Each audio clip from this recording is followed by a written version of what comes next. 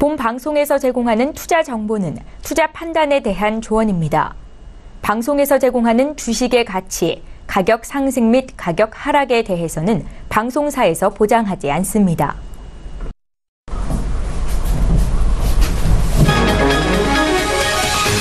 이 시각 헤드라인 뉴스입니다. 추석 연휴를 앞두고 국제금융기관이 기업자금 16조 원을 공급합니다.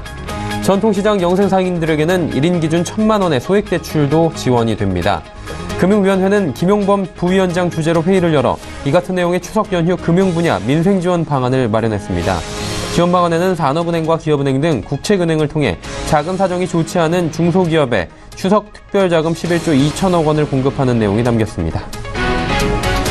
공기업이 해외 자원 개발에 수십조 원을 쏟아부은 지 10년이 됐습니다. 하지만 아직 투자액의 3분의 1 정도밖에 건지지 못했다는 분석이 나왔는데 지난해 말 기준 공기업과 민간기업이 진행하고 있는 석유가스, 광물 등 해외 자원 개발 사업은 62개 나라에서 476개입니다.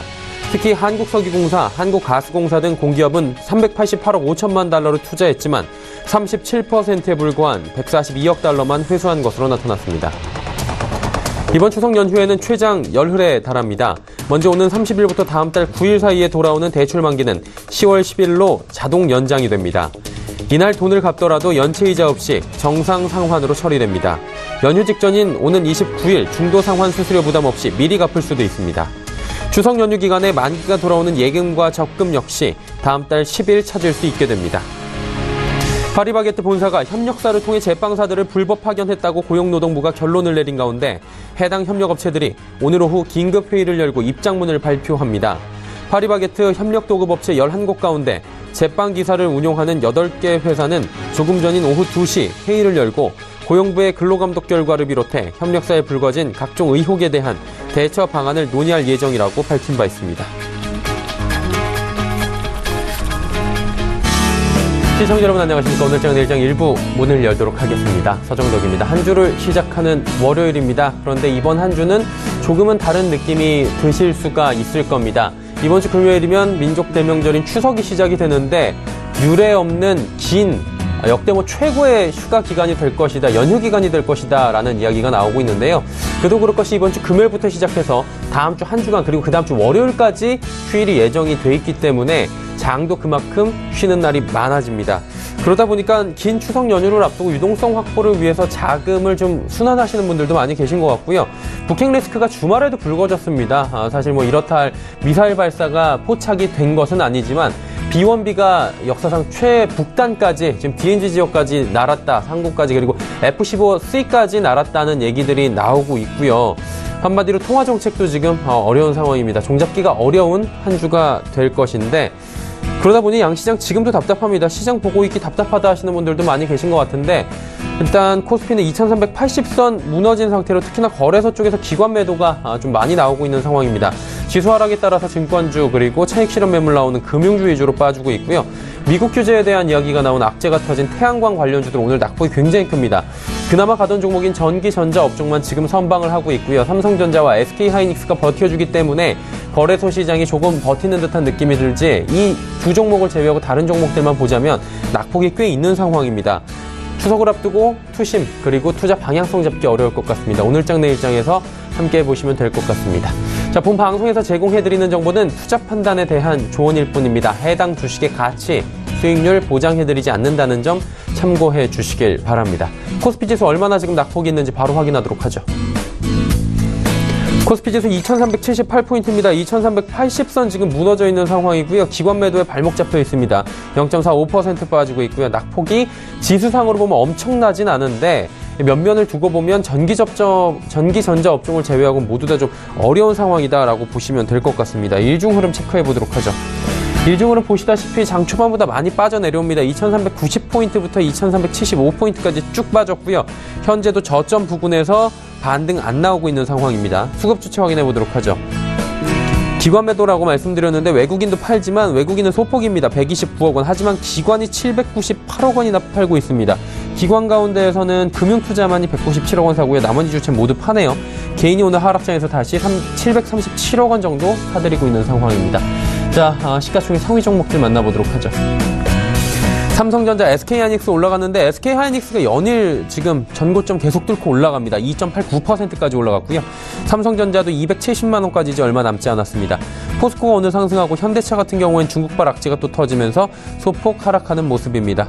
다음 살펴보도록 하죠. LG화학, 삼성물산 빠집니다. 올라갑니다. 이 두 종목은 1.9%, 1.52% 소폭씩 상승하고요. 나머지 종목이 모두 빠지는데 한국전력이 지금 4만 원 무너진 이후에 지속적으로 빠져내려옵니다. 3만 8천 원대까지 지금 빠져내려왔네요. 신한지주는 2%, 금융주 오늘 좀 어렵다라고 말씀드린 바 있습니다. 다음 살펴볼까요? KB금융 어떨까요? 삼성생명 0.43% 올라가지만 KB금융이 3.5%나 빠집니다. 삼성바이오로직스 소폭 상승하고요. 현대모비스도 강보합권 수준입니다. SK텔레콤은 25만 원대는 지지가 나오고 있는 상황입니다. 코스닥 지수 보도록 하죠. 644포인트까지 빠집니다. 코스닥 지수 요즘에 낙폭이 굉장히 큽니다. 오늘도 지금 4포인트 이상이 빠져내려오면서 640선까지 이제 내줄 분위기까지 가고 있는데 일단 645포인트 공방을 잘 버티느냐 이 부분 오늘 좀 봐야 될 것 같고요. 일중 흐름 같이 만나보도록 하죠. 652포인트부터 지금 640선이 살짝 무너지기도 했습니다. 오늘 낙폭이 굉장히 크고요. 코스닥은. 코스피에 비해서 연일 코스닥 지수가 낙폭이 계속 큰 상황입니다. 개인들이 투매가 좀 나오는 종목들이 보이고 있는 상황인데 수급 주체 한번 보도록 하죠. 이것은 수급 같은 경우에서 사실 보기 나쁘지 않습니다. 외국인 기관은 사들이고 개인은 팝니다. 그런데 여러 가지 이유로 해서 코스닥 같은 경우 조정이 좀 강하게 나오고 있는 상황입니다. 다음 살펴보도록 하죠. 수급까지 봤고요. 시가총액 상위 종목 볼 텐데 셀트리온과 셀트리온 헬스케어 오늘도 올라갑니다. 셀트리온 헬스케어 3.5%, 셀트리온도 2.3% 올라갑니다. 하지만 메디톡스, CJNM 빠지고요. 신라젠도 약보합권, 보합권 오가고 있습니다. 그래도 3만 원대에서 4만 원대 회복은 했네요. 신라젠이. 다음 살펴보도록 할까요? 슈젤은 강보합, 로엔, SK머티리얼즈, 코미팜, 바이로헤드 모두 빠지는데 코미팜이 2.52% 빠지고 있습니다. 다음 살펴보도록 하죠. 포스코 캠텍이 그동안 낙폭이 좀 컸는지 오늘 3%의 상승, 서울반도체도 3%, SFA도 3% 가까운 상승 나옵니다. 하지만 컴투스와 나노스가 3%, 2.69%, 3.53%의 하락이 현재 보여지고 있습니다. 원달러 환율 체크해 보도록 하죠. 원달러 환율 1130원 깨졌습니다. 1129원 40전. 정말 원달러 환율은 하루 걸러 하루 상승과 하락을 번갈아 하고 있는 상황입니다. 국내 항쟁시 흐름 여기까지 살펴보도록 하죠.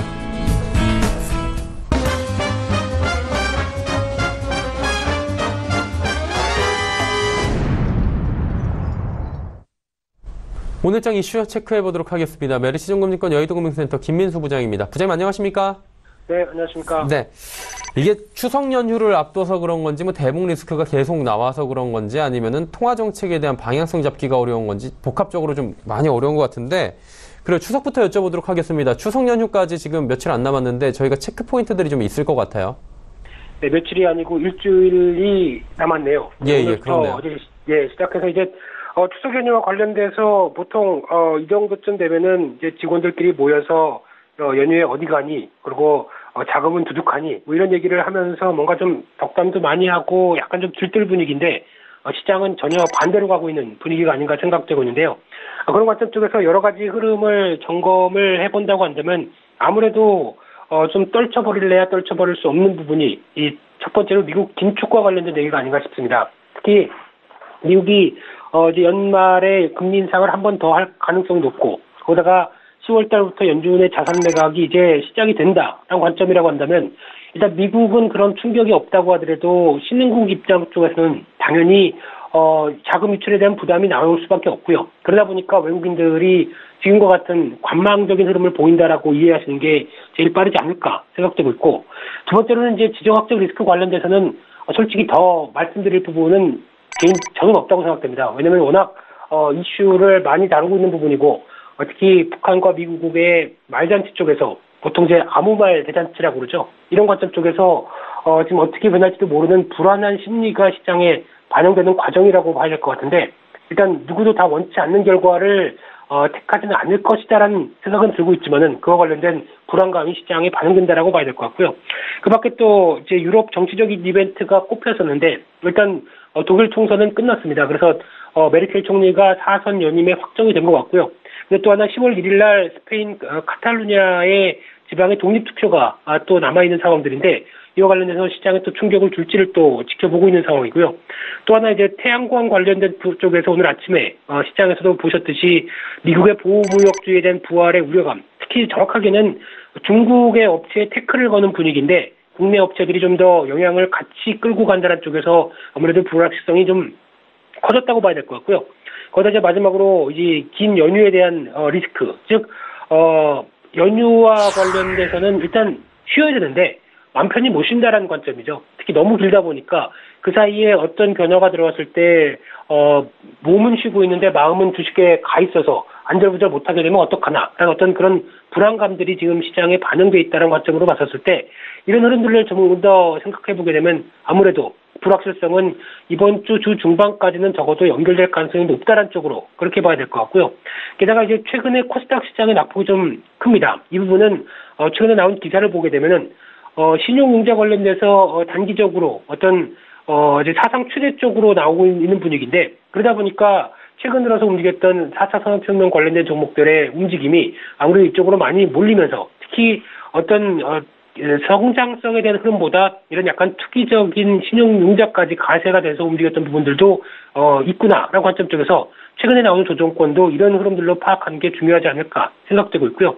따라서 일단 지금 흐름으로 봤을 때는 시장에서 2385선부터 한 2350선 중심에 어느 정도 지지권을 확보하면서 시장이 어느 정도 어떤 안도감을 가지고 갈 수가 있는지 흐름들을 체크하는 게 지금 제일 중요한 단계가 아닌가 그렇게 보여지고 있습니다. 네. 뭐 여러 가지 복합적으로 지금 이야기가 나온 것 같은데 사실 이번 주부터 해서 또 아무 말 대잔치가 이어지지 않을까 요즘 말로 해서 이런 걱정들도 많이 나오고 있는 상황입니다. 그러다 보니까 이번 주 시장 경계감도 어느 때보다 또 높아졌을 것 같은데 어떻게 전망하고 계십니까? 네, 일단 시장 흐름에 대해서는 지수와 관련된 위축 흐름들은 일단 좀 지켜보자, 관망하자라는 쪽으로 봐야 될 것 같고요. 그거 관련돼서 어느 정도 그래도 시장에 변화가 들어왔을 때 어느 정도 좀 더 싸졌다라고 생각했을 때 추가로 베팅할 수 있는 금액 정도는 현금을 좀 갖고 계시는 게 좋겠다는 관점으로 말씀을 좀 드려야 될 것 같고요. 특히 더 중요한 사실은 어떤 추석 연휴가 끝나고 난 다음이면은 본격적으로 이제 바로 3, 4분기 실적 발표 시즌으로 들어가기 시작합니다. 그렇게 되면은 시장에서 좀 전반적인 시장이 위축이 됐다고 하더라도 실적이 좋은 종목, 업종 중심으로는 바로 또 빠르게 회복될 수 있는 근거가 마련되는 흐름이기 때문에 이런 쪽에서 변화가 들어왔을 때를 또 대응할 수 있는 전략 또한 필요한 시즌이라고 생각이 들고 있고요. 그렇게 되면은 실적 중심의 차별화 가능성도 같이 염두를 해두면서 이런 시장이 좀 약할 때는 추가적으로 좀 더 흔들린다라고 했었을 때는 실적을 고려하면서 어떤 그런 관련된 종목 쪽으로 주식을 비중을 확대하는 전략도 괜찮겠다라는 쪽으로 말씀을 드려야 될 것 같고요. 그런 흐름이라고 한다면 또 제일 많이 꼽는 IT, 화학, 은행 관련된 쪽 이쪽을 계속 관심 있게 보면서 대응하는 전략이 중요하다고 생각됩니다. 네, 알겠습니다. 오늘 말씀 잘 들었습니다. 네, 감사합니다. 메리시증권증권 여의도금융센터 김민수 부장과 이야기 나눠봤고요. 이슈 칼럼 바로 이어갑니다.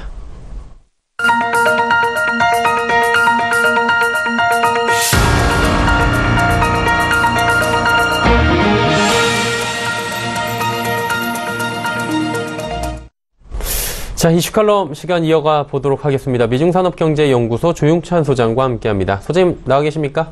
예, 안녕하십니까? 예.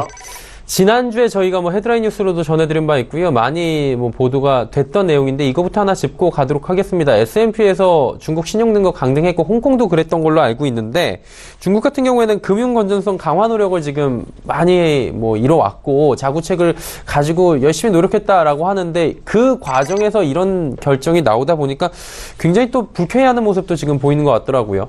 어떻습니까? 이거 어떻게 해석하는 게 좋을까요? 시장에서는? 아무래도 2008년도였죠. 세계 금융 위기를 극복하는 과정에서 급격한 신용 확대가 실물 경제뿐만 아니라 금융 부분의 위험을 초래시킬 정도로 경계 수준에 도달했음을 보여주고 있는데요. 이 때문에 다음 달 공산당 대회를 앞두고서 기업 부채 축소라든지 재정 개혁의 필요성을 당대회 전에 주요 인사들한테 메시지로 전달하려는 의도가 있는 것이 아닌가 이렇게 보여집니다. S&P 같은 경우에는 신용 등급을 부여할 때 정부의 개혁 동향 그리고 경제 전망, 대수지 동향뿐만 아니라 정부의 투명성 그리고 공개 정도를 상당히 중시 여기는데요. 시진핑 정부 출범 이후에 정보 통제가 좀 심해졌고요. 최근 들어서는 금융그룹 회장들이 잇따라 구속되는 등 실제 개혁의 길이 결코 순탄치 않게 진행된다는 점도 아무래도 이 부분에서 지적한 것으로 보여집니다.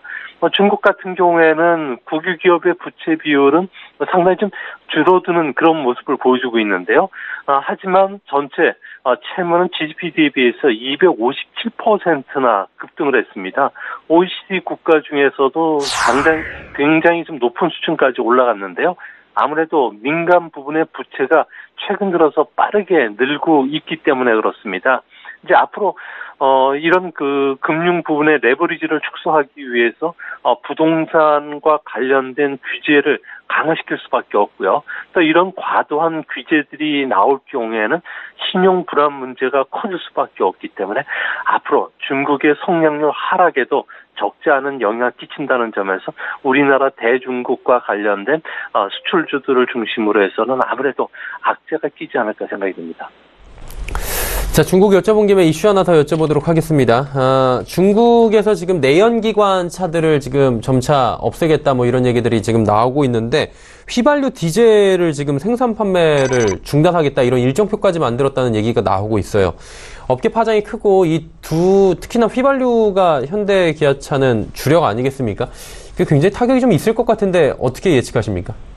네, 중국 같은 경우에는 내연기관으로서는 선진국을 이길 수가 없기 때문에 전기 자동차로 승부하려는 그런 모습이 더 뚜렷해지고 있는데요. 중국은 작년 기준으로 전기 자동차를 33만 6천 대를 생산했습니다. 미국을 제치고 세계 1위 국가가 됐고요.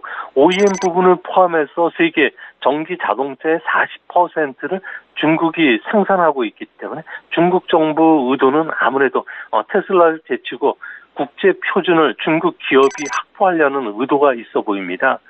전기 자동차는 아직 전체 자동차 시장의 1% 정도에 불과한데요. 2030년에는 아무래도 환경 규제가 강화되면서 내연기관을 상회할 것으로 보여진다는 점에서 성장 가능성이 무척 높은 시장입니다. 이 때문에 중국 같은 경우에는 국제 표준을 확보를 한다면 중국 자동차가 세계를 대표할 수 있다고 중국 정부가 보고 있는데요. 이 때문에 전기 자동차의 최대 약점이라고 할 수 있는 주행거리 같은 경우는 최대 300km지만 내연기관 같은 경우는 최대 800km 정도 가기 때문에 충전 시간도 짧다는 점. 그 때문에 중국은 앞으로 매년 한 80만 대 이상의 충전소를 계속 전국에 설치해 나갈 것으로 보여지고요. 여기 충전소에 설치되는 충전 커넥트 같은 경우는 독자 규격을 통일시켜서 앞으로도 중국 표준을 세계 표준으로 가져가려는 이런 전략이 다분해 보입니다. 아까도 말씀을 살짝 드렸는데 현대차 같은 경우에 지금 중국 시장에서 반토막이 이미 나 있는 상황인데 더 큰 고전을 하지 않을까 이런 우려 섞인 목소리가 나옵니다. 이 부분 좀 집중적으로 본다면 어떨까요? 네, 중국이 판매되는 자동차의 8%를 2018년까지 신에너지 차량으로 무조건 대체를 시켜야 되게끔 이제 법을 정비를 하고 있고요. 2020년에는 12% 이상 확대할 것이라고 합니다. 이런 할당률 목표를 달성하지 못한 전기 자동차 같은 경우에는 비아디와 같은 전문 전기 자동차 회사에 크레딧을 구입을 해야 되는데요. 현대 자동차 같은 경우에는 중국 소비자의 기호에 맞춘 전기 자동차를 개발하더라도 보조금을 받을 수가 없는 상황이 되기 때문에 가격 경쟁력에서도 주저해 줄 수밖에 없습니다. 이렇게 되면 사드 보복에 이어서 전기 자동차 시장에서도 아무래도 경쟁력을 잃기 때문에 시간이 갈수록 중국 시장에서 점유율이 계속 하락할 수밖에 없을 거로 보여지고요. 또 중국에서는 지난 18개월간 30개 이상의 중국 토종 전기 자동차 브랜드들이 생산 허가를 받았습니다. 우리 같은 경우에는 아무래도 중국 표준을 획득을 못했기 때문에 전기 자동차 생산이 상당히 유연해지고 있는데요. 이 때문에 중국은 저임과 노동력을 기반으로 한 전기 자동차의 공급 과잉 현상들이 앞으로 일어나게 되고요. 또 가격 경쟁력도 상당히 치열해질 것으로 보여집니다. 결국 우리나라 같은 경우에는 전기 자동차와 관련해서 중국 시장에서 갈라파고스처럼 상당히 어려움에 처할 가능성이 있을 거로 보여지고요. 이를 이기기 위해서는 아무래도 하루빨리 네트워크 싸움에서 이겨야 되겠고, 이를 위해서는 전기자동차 동맹을 맺어서 세계 표준을 공유하는 전략을 빨리 써야 되지 않나 이렇게 보여집니다. 다음 달에 중국 당대회 있지 않겠습니까? 이곳에서 여러 가지 현안들이 또 논의가 될 텐데, 가장 좀 중요시 저희가 생각하는 건 사드 문제에 대해서 또 논의가 오갈 거고요. 대한민국과의 관계가 좀 개선되면 얼마나 좋을까라는 생각들을 하는데, 중국의 태도 변화는 좀 가능성이 있다고 보십니까? 네, 중국 같은 경우에는 그 당대회가 열리는 10월 18일부터 내년 3월 전인대까지는 본격적인 정치 계절에 들어갑니다. 정치적으로 민감한 시기에 중국의 핵심 이익과 관련되어 있는 사드 배치와 관련해서는 자신들의 입장을 처리할 가능성이 거의 없어 보입니다. 앞으로도 계속 모든 자원을 투입해서 한국의 사드 배치와 관련된 정책 기조를 바꾸라고 압력을 계속 가할 것으로 보여지는데요. 시진핑 국가 주석 같은 경우에도 아무래도 한국의 외교적 양보를 했을 경우에는 정적들로부터 공격받을 빌미를 제공하기 때문에 아무래도 입장이 난처해질 수밖에 없다는 점에서는 내년 3월까지 우리나라에 대한 그 사드 보복은 점점 공격적이고 좀 교묘해지지 않을까 보여집니다. 이런 측면에서 봤을 경우에 앞으로 우리가 해야 될 부분은 정상 간의 그 머리를 맞대고 이런 그 북핵 문제라든지 그 한미일의 대북 압박과 관련해서 같이 공조를 이끌어가는 것이지만 실질적으로 올해 말까지는 한중 정상회담을 할 수가 없다는 점에서 앞으로 미국의 전술핵 배치라든지 전략자산의 한반도 전개 같은 경우에 중국의 2단계 보복으로 경제적 피해는 좀 더 커지지 않을까 보여지고요. 또 그런 측면에 봤을 경우에 중국의 그 전방위적인 대응 플랜을 하루속히 빨리 마련해야 될 시점인 것으로 보여집니다. 자, 사드 얘기가 나와서 한번 여쭤보고 싶은 게, 사드 보복에 진짜 많은 피해를 입고 있는 우리 기업들이 지금 수도 없이 많습니다. 그러다 보니까 롯데마트나 이마트 지금 철수한다는 얘기들 나오고 있고요. 지금 탈출하고 있는데 어떻습니까? 대안이 이 탈출밖에 없는 겁니까? 네, 버티고 하나 철수해야만 놓고 고민하는 중국 기업들 같은 경우, 중국 진출한 우리 기업들은 아무래도 2012년 그 센카구 열도 문제로 경제 보복을 당했던 일본의 대응 과정을 우리가 좀 면밀하게 분석해야 되는데요. 당시 일본 기업들 같은 경우에는 아무래도 경쟁력이 사라진 업종은 동남아라든지 인도 쪽으로 철수시켰고요. 아무래도 최고 경쟁력이라든지 기술, 현지화 전략을 쓸 수 있는 기업들 같은 경우에는 남아서 현지화의 그 전력을 했습니다. 이 때문에 우리 같은 경우에도 포스트 차이나로 베트남과 인도네시아 같은 그 주변국들 또 인도 쪽으로 아무래도 눈길을 돌려야 되지 않을까 보여지는데요. 베트남 같은 경우에도 최근 삼성전자나 LG전자를 주도로 해서 일본을 제치고 최대 투자국이 됐고요. 이뿐만 아니라 현대차 같은 경우에도 베트남 정부와 상용차 공장 건립에 나설 정도로 상당히 적극적입니다. 인도 역시 메이드 인 인디아 정책을 쓰고 있기 때문에 LG전자나 현대자동차, 삼성전자, 만도 등도 공장 가동을 계속 확대하기 위해서 노력을 하고 있는데요. 현지에서도 모두 시장 점유율을 수위로 달리고 있다는 점에서 앞으로 사드와 관련된 중국의 근시안적인 대응 방법보다는 아무래도 장기적인 측면에서 포스트 차이나 전략을 좀 쓰고 중국 의존도를 낮추는 전략이 바람직하지 않나 이렇게 보십니다. 네, 알겠습니다. 오늘 말씀 잘 들었습니다. 예, 감사합니다. 미중산업경제연구소 조용찬 소장과 이야기 나눠봤습니다.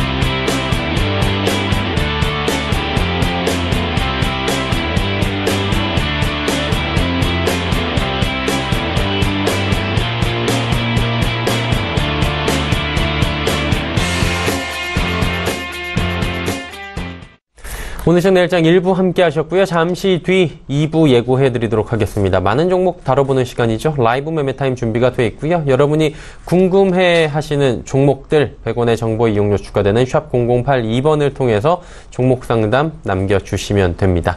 두 분의 전문가와 함께 할 텐데요. 메리츠증권증권 여의도금융센터의 장기환 부장, AR인베스트먼트 오현진 팀장 두 분과 함께 하도록 하겠습니다. 2부에서 뵙겠습니다. 고맙습니다.